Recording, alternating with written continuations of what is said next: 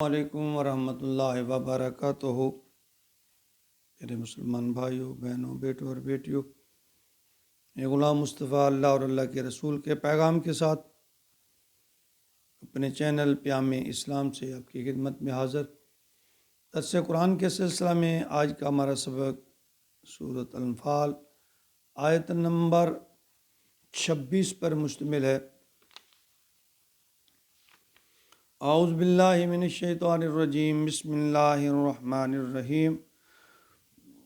وَاذْكُرُوا إِذْ أَنْتُمْ قَلِيلٌ مُسْتَضْعَفُونَ فِي الْأَرْضِ تَخَافُونَ أَنْ يَتَخَطَّفَكُمُ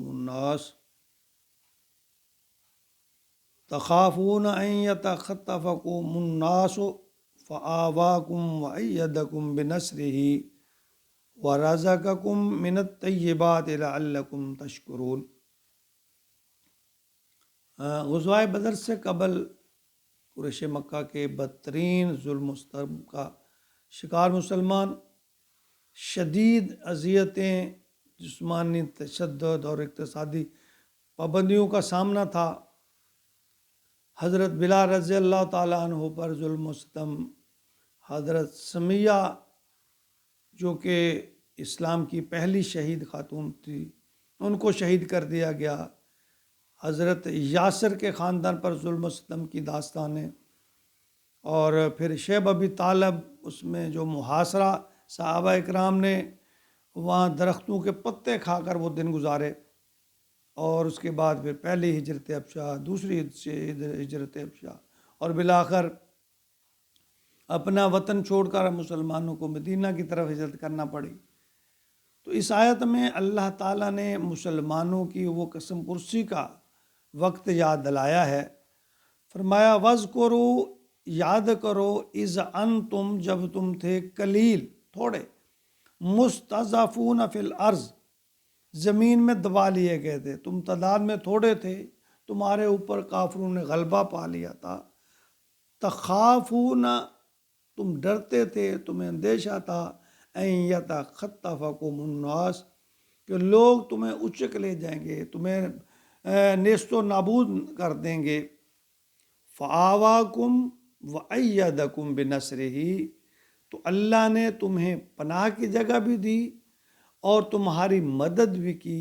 وَرَزَقَكُمْ، اور تمہیں بہترین رزق عطا فرمایا، من الطیبات، طیب پاک رزق عطا فرمایا، لعلکم تشکرون، تاکہ تم شکر ادا کرو۔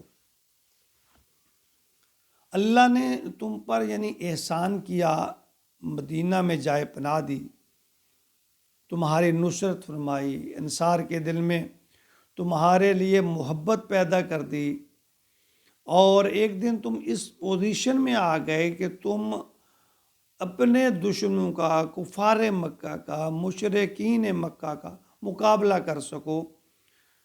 پھر میدان بدر میں اللہ نے مدد و نصرت عطا کی، فرشتے بھیجے، کفار کو بوجود کثرت تعداد، کثرت مال اور مسلح ہونے کے، اللہ تعالیٰ نے تمہیں ان پر غالب کیا۔ اور ایک وقت تھا کہ جب تم اپنے ایمان چھپائے پھرتے تھے، ایمان کو ظاہر کرنا مشکل تھا، تم رات کو سکون کی نیند نہیں سو سکتے تھے۔ پھر اللہ تعالیٰ فرماتے ہیں تم کمزور اور گمراہ تھے، پھر اللہ نے اسلام کے ذریعے تمہیں عزت دی اور روزی میں وسعت دی، وطن دیا، پھر اللہ نے تمہیں حکمرانی دی۔ یہ سب کچھ اسلام کی برکت سے ملا۔ تو اب تمہیں چاہیے کہ تم اللہ کا شکر ادا کرو۔ تو اس آیت کے ضمن میں یہ بھی ہے کہ جب غزوہ یا جہاد کو تم اپنی موت سمجھ رہے تھے، دشمن کے ڈر سے تم اتنے خوف زدہ تھے، سہمے ہوئے تھے، بے سر و سمانی کے حالت میں تھے، تو اس کے باوجود اللہ تعالیٰ نے تمہیں ان پر غلبہ بھی دیا، مال غنیمت بھی عطا کیا، اتنے انعامات دیے۔ تو اب اللہ تعالیٰ تقاضا فرما رہے ہیں تاکہ تم شکر کرو، میں نے تمہارے اوپر احسان کیے، شکر کرو۔ دیکھیں اللہ رب العالمین کا ہم جتنا بھی شکر کریں ہم اس کی شان کو بڑھا نہیں سکتے، خدا نخواستہ ہم جتنا بھی کفر کر لیں ہم اللہ کی شان کو گھٹا یا کم نہیں کر سکتے۔ یہ انسان کے اپنے فائدے میں ہے۔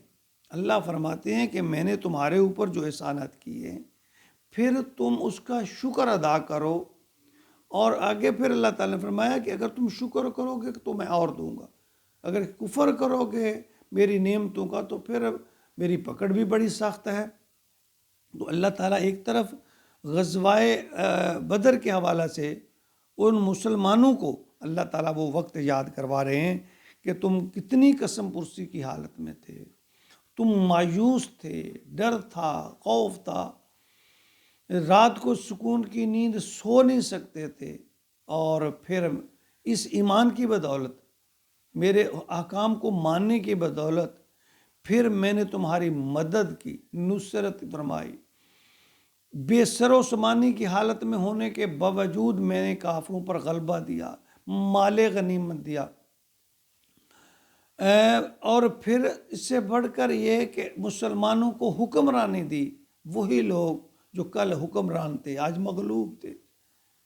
تو اللہ فرماتے ہیں میں نے تمہارے اوپر یہ احسانات کیے اس لیے کہ تو اب تم شکر کرو، جو میں نے تمہارے اوپر انعام کیے ہیں، مدد کی ہے، تمہیں رزق دیا ہے، تم شکر ادا کرو۔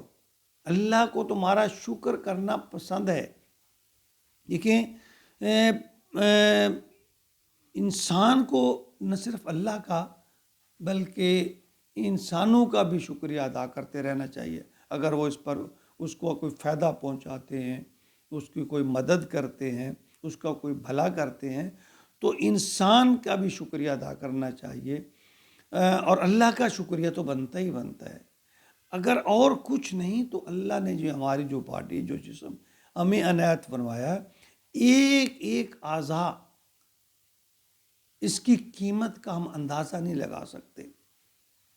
تو ہمیں چاہیے کہ انسان تو ساری زندگی اللہ کا شکر، یعنی وہ سجدے میں پڑھ کے ہمیشہ شکر ادا کرتا رہے، تو اللہ کے ایک احسان کا شکر، ایک آنکھ کا، ایک زبان کا، ایک کان کا شکر، ایک ہاتھ کی ایک پور کا، ناخن کا شکریہ ادا نہیں کر سکتا۔